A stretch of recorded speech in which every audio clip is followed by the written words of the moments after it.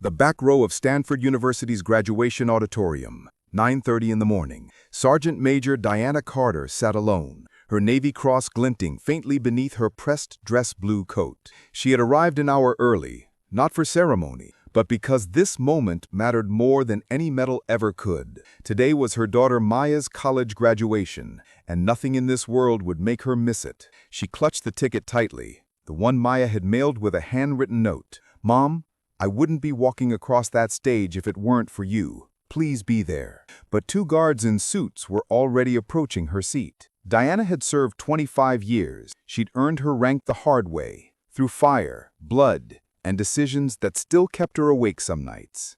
Today she wore her uniform because it was the only formal clothing she owned. Her closet held fatigues and memories, not dresses. As the auditorium filled, she noticed other parents in tailored suits and designer dresses. A few glances came her way, the kind she'd seen too many times, the kind that questioned why a muscular black woman with a regulation haircut and military bearing was sitting in the reserved family section. The guards stopped at a row. One carried a clipboard. The other scanned the seats with the suspicion of someone looking for a problem. "Ma'am, this section is family only." Diana's voice stayed calm. "I'm her mother." She lifted her ticket, Maya Carter's name printed clearly on it. The man squinted at the ticket, then at her, uniform, then back at the clipboard. He shook his head slowly, as if she'd just failed a test.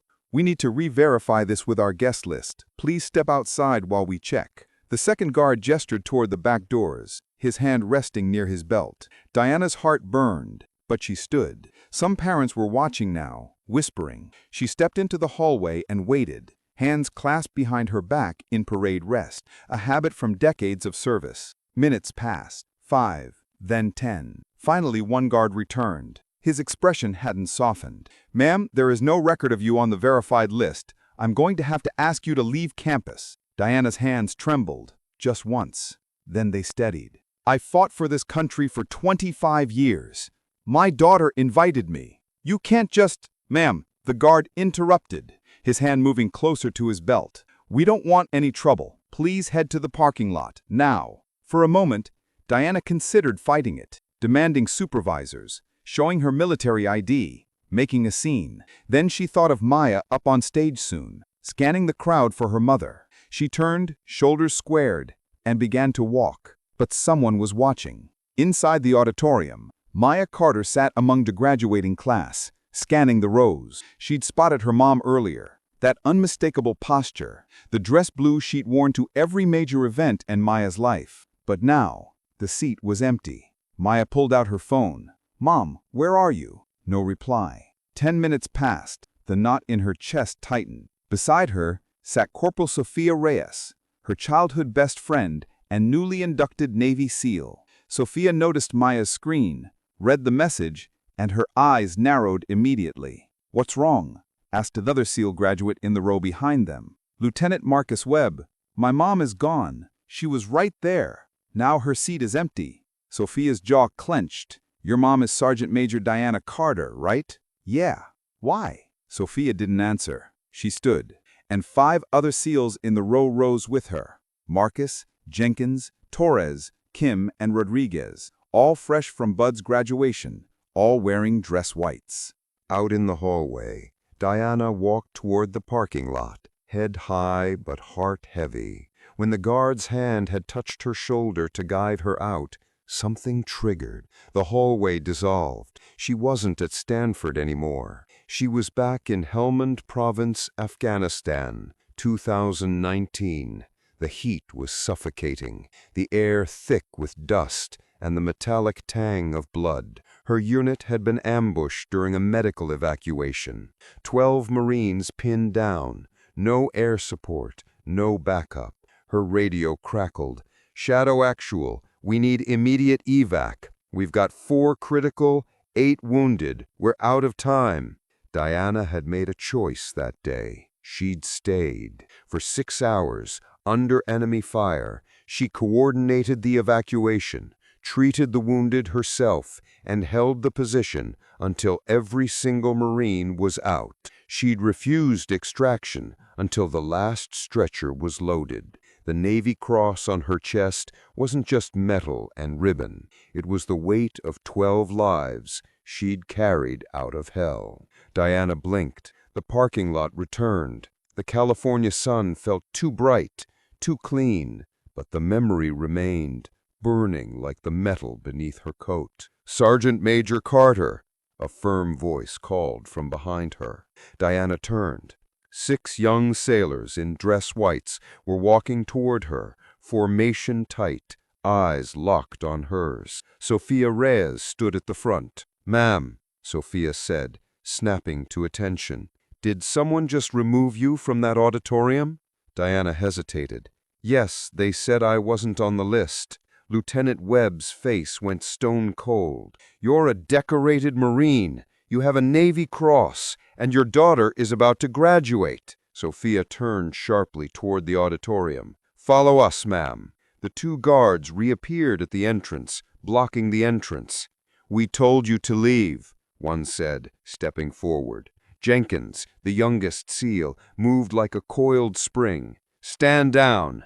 This woman has a Navy Cross and a family waiting inside." Torres stepped up, flashing a Department of Defense credential.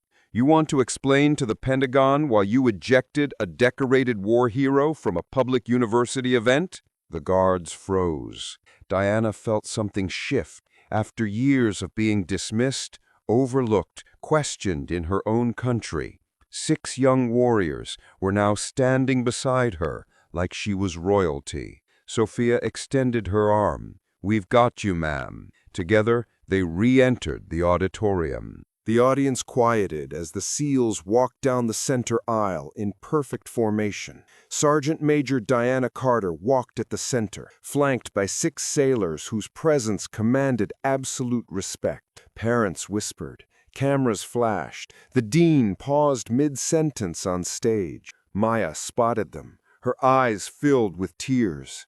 Her mom was back, and she wasn't alone. The SEALs escorted Diana to the front row, the seat reserved for honor guests. 2 SEALs stood at each end of the row. The other 4 stood at ease directly behind her, hands clasped, eyes forward. The announcer cleared his throat and continued. "Maya Elizabeth Carter." Maya rose from her seat. The applause started, then softened when people noticed she'd stopped halfway down the aisle. She turned toward her mother and saluted. "Permission to graduate, Sergeant Major."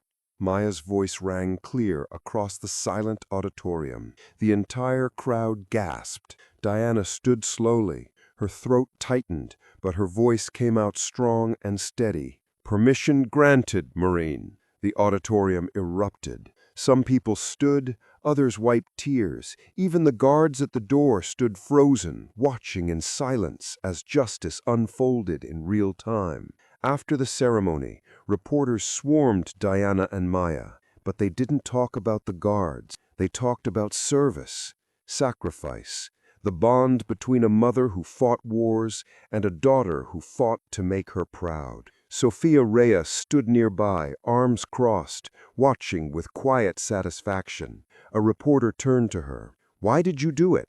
Sophia didn't hesitate.